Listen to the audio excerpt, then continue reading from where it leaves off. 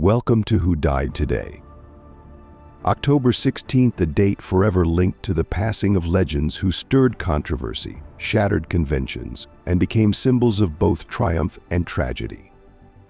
Today, we uncover the story of a royal figure whose downfall sparked a revolution, a picture-perfect TV icon who secretly battled personal demons, a daring Hollywood outsider who risked it all to break industry norms, and an actress who's electrifying. Taboo-breaking scenes redefined romance on screen. These figures left us on this day, but their legacies of scandal, defiance, and unforgettable moments still resonate. Stick around as we dive deep into the extraordinary lives that made headlines long after they were gone. Don't forget to like, subscribe, and hit the notification bell so you never miss a story from Who Died Today.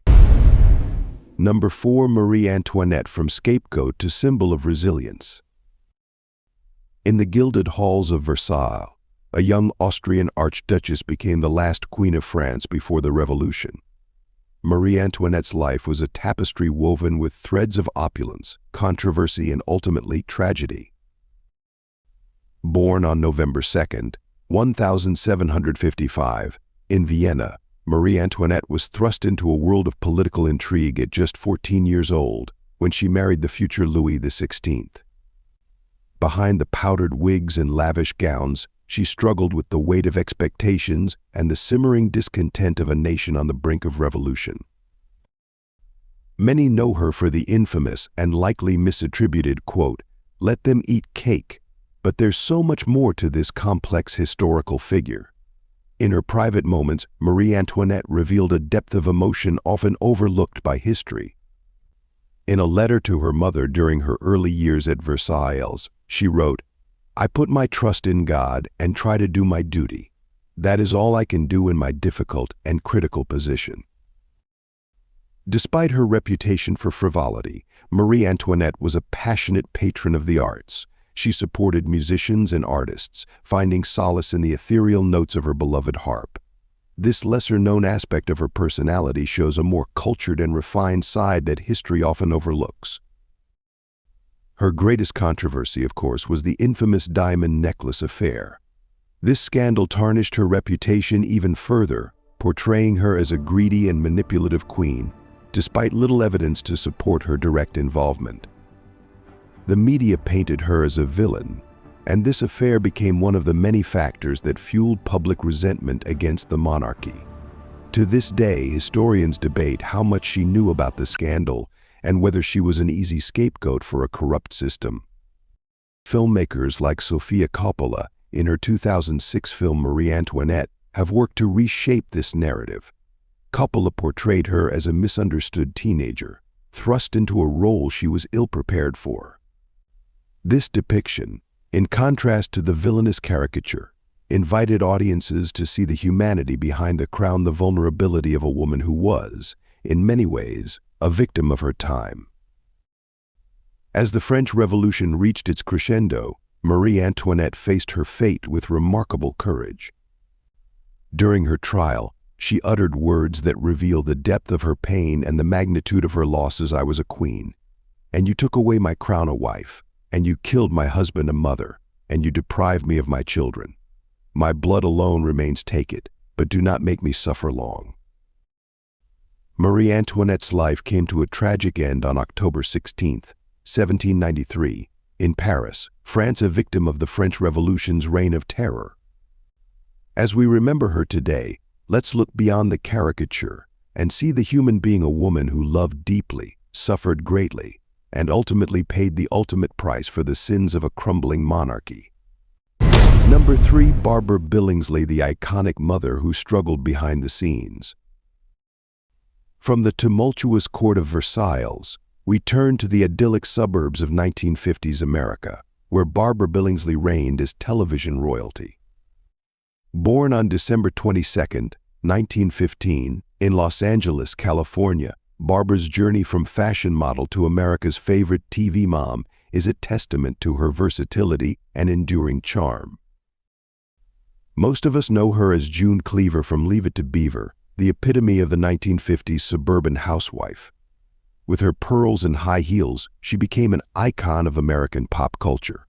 But there was so much more to Barbara than her most famous role. Before she was June Cleaver, Barbara graced the runways of New York City as a fashion model. This early career shaped her poise and grace, qualities that would serve her well on screen. She once reminisced, "I went to New York as a model, and I was there for 2 days when I heard about a casting call at Universal. I went there to see if I could get in the business and ended up under contract there." Barbara's life off-screen was marked by personal tragedies that she faced with remarkable resilience. She became a young widow when her first husband, Glenn Billingsley, passed away, leaving her with 2 small children.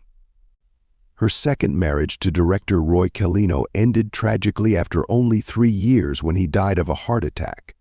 Despite these heartbreaks, Barbara persevered, eventually finding lasting happiness with her third husband, Dr. William Mortensen. The role of June Cleaver was both a blessing and a curse for Barbara. While it brought her fame and beloved status, it also typecast her for years. In a rare moment of frustration, she once confided to a friend, "Sometimes I feel like I'm trapped in a perfect world that doesn't exist. But then I remember how many people June has touched, and I find my strength again." One of the most surprising moments in Barbara's career came in 1980 when she appeared in the comedy film Airplane. Her deadpan delivery of the line, "Oh stewardess, I speak jive," became an instant classic and showed a whole new generation that June Cleaver had a wicked sense of humor. This role was a turning point for Barbara, proving that she could break free from her wholesome image and surprise audiences. Barbara's contribution to television went beyond her acting. She was a trailblazer for women in the industry, proving that actresses could have long, successful careers even as they aged. In her later years, she reflected on her iconic status, saying, "I think of June Cleaver as a very real mom. She was involved with her family and she cared about them. But my image as an actress became so closely tied to June that it was hard for people to see me as anything else." Barbara Billingsley left us on October 16, 2010, at the age of 94. As we remember her today, let's celebrate not just June Cleaver, but the remarkable woman behind the character, a woman who faced adversity with grace, reinvented herself multiple times, and left an indelible mark on American culture. Number 2, Cornel Wilde, the Maverick, who redefined adventure films. From the suburban comfort of 1950s America, we now step into the glitz and glamour of Hollywood's golden age with Cornel Wilde, a true Renaissance man who defied expectations both on and off the screen. Born Cornel Lajos Wise on October 13, 1912, in Prievidza, Hungary, now Slovakia, Cornel's life was as dramatic and varied as any role he ever played. Before he became the dashing leading man we know, Cornel was an Olympic-level fencer. He was selected to be part of the 1936 U.S. Olympic fencing team, but turned it down to pursue his acting career, a decision that would shape the course of cinema history. Cornel's most famous role came in 1945 when he portrayed Frédéric Chopin in A Song to Remember, earning him an Academy Award nomination. But it wasn't just his on-screen performances that made Cornel a Hollywood legend. He was a true auteur, directing, producing, and writing several groundbreaking films. One of his most daring projects was the 1965 film The Naked Prey, which he directed, produced, and starred in. This film, with its minimal dialogue and intense action sequences, was a radical departure from Hollywood norms. Wilde once said of his filmmaking philosophy, "I want to make films that will have some meaning to people in 10 years, in 20 years. Cornel's dedication to his craft was legendary. He often performed his own stunts, leading to several on-set injuries throughout his career. This commitment to authenticity came at a cost. During the filming of The Naked Prey, he suffered heat exhaustion and nearly died. When asked why he put himself through such ordeals, he simply replied, "Because it's real. Because that's what the character would experience. How can I ask the audience to believe if I don't believe myself?" His personal life was equally dramatic. Cornell was married 3 times, most notably to actress Patricia Knight. Their relationship was a Hollywood legend, passionate, tumultuous, and ultimately short-lived. After their divorce, he found lasting love with actress Jean Wallace. Their partnership, both on and off screen, lasted for over 30 years and was considered one of Hollywood's great love stories. Jean once said of their relationship, "Cornel and I understand each other. We're both artists, both perfectionists. Sometimes we clash, but there's always respect and love." This glimpse into their personal life reveals a depth of emotion often hidden behind Cornel's suave on-screen persona. Despite his success, Cornel faced his share of controversies. His outspoken nature and refusal to conform to studio expectations often put him at odds with Hollywood executives. He once famously said, "I'm not interested in movies that just entertain. I want to make films that say something." This rebellious spirit cost him roles and opportunities, but it also cemented his status as a true artist in an industry often driven by commercial interests. Cornel Wilde left us on October 16, 1989, just days after his 77th birthday.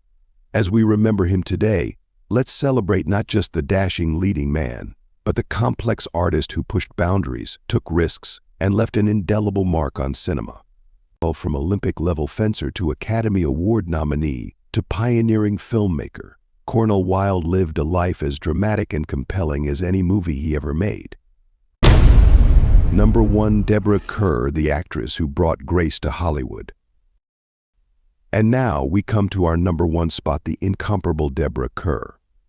Born on September 30, 1921, in Helensburgh, Scotland, Deborah's journey from a small Scottish town to international stardom is a testament to her extraordinary talent and unwavering determination.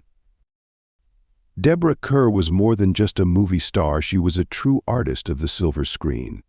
With her fiery red hair and porcelain skin, she captivated audiences in classics like The King and The First, An Affair to Remember, and of course that iconic beach scene in From Here to Eternity. But Deborah's path to stardom wasn't always smooth. As a young girl in Scotland, she discovered her love for performing through local theater productions. Her aunt, Phyllis Smale, a radio star, became her mentor and inspiration.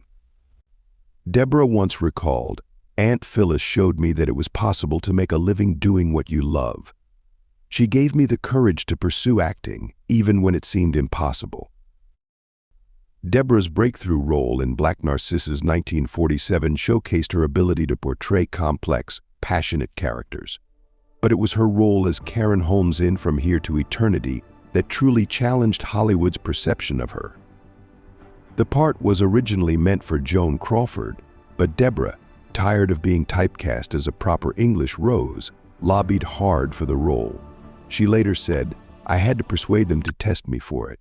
I felt like a chameleon when I got that role. I did something I'd never done before." The famous beach scene with Burt Lancaster was more than just a steamy moment. It was a turning point in Deborah's career and in Hollywood's approach to depicting romance on screen. The scene was controversial at the time, but Deborah approached it with professionalism and artistry. She reflected years later, it wasn't about being sexy. It was about two people connecting in a moment of pure passion and desperation. That's what made it powerful. Deborah's personal life was as dramatic as any of her on-screen roles. She was married twice, first to Anthony Bartley, an RAF squadron leader, and later to writer Peter Viertel. Her second marriage to Viertel was a true love story that lasted over 40 years until her death. Viertel, a screenwriter who worked with Ernest Hemingway, once said of Deborah, "She has a grace and serenity that come from deep within. It's not just her beauty, it's her soul that shines through." Peter was more than just a husband. He was Deborah's confidant and supporter throughout her career. When she struggled with self-doubt, it was Peter who encouraged her to keep pushing boundaries. Deborah once shared, "Peter always believed in me, even when I didn't believe in myself. He saw the artist in me, not just the movie star." One of the most heartbreaking aspects of Deborah's career was that despite being nominated for the Academy Award for Best Actress 6 times, she never won. This string of almost weighed heavily on her. In a rare moment of vulnerability, she confided to a close friend, "Sometimes I wonder if I'll always be the bridesmaid, never the bride. But then I remember the joy of the work itself, and that's what keeps me going." Finally, in 1994, she was awarded an honorary Oscar for her lifetime achievement in film. In her acceptance speech, she quipped, "I've never been so frightened in my life, but I feel better now because I know that I'm looking at friends and colleagues who I've known and loved for years." This moment of recognition was a catharsis for Deborah and her fans, a long overdue acknowledgement of her immense contributions to cinema. Deborah was known for her professionalism and dedication to her craft. She once said, "I don't think I'm any good as an actress, but I love acting. It's a physical and emotional release for me." This humility, combined with her undeniable talent, endeared her to co-stars and crew alike.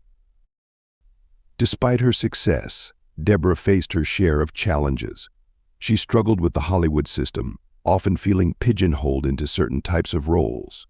She once remarked, "I've always been accused of being cold and distant, but I'm not. I'm just very shy." This shyness, often mistaken for aloofness, was something Deborah battled throughout her career. In her later years, Deborah became a mentor to young actresses, sharing her wisdom and experience. She believed in the power of storytelling and the importance of bringing depth and nuance to every role. "Each character has a story," she would say, "and it's our job as actors to tell that story truthfully and compassionately." Deborah Kerr left us on October 16, 2007, but her legacy lives on. As we remember her today, let's celebrate not just the glamorous movie star, but the complex, talented woman who brought depth and nuance to every role she played. From her breakthrough in Black Narcissus to her final film role in The Assam Garden, Deborah Kerr left an indelible mark on cinema history. As we close this tribute to these 4 remarkable individuals, Marie Antoinette, Barbara Billingsley, Cornel Wilde, and Deborah Kerr, let's take a moment to reflect on the impact they've had on our lives and our culture. Each of them, in their own unique way, has left an indelible mark on history and entertainment.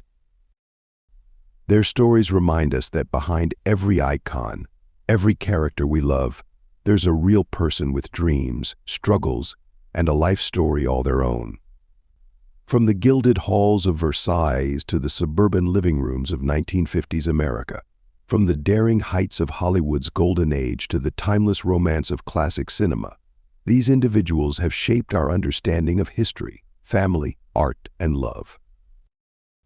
As we remember them today, let's celebrate not just their public personas, but the complex, flawed, and ultimately inspiring human beings they truly were. Their legacies continue to influence and inspire us, reminding us of the power of perseverance, the importance of authenticity, and the enduring impact of art. Thank you for joining us on this journey through history in Hollywood. If you enjoyed this video, please like, subscribe, and share.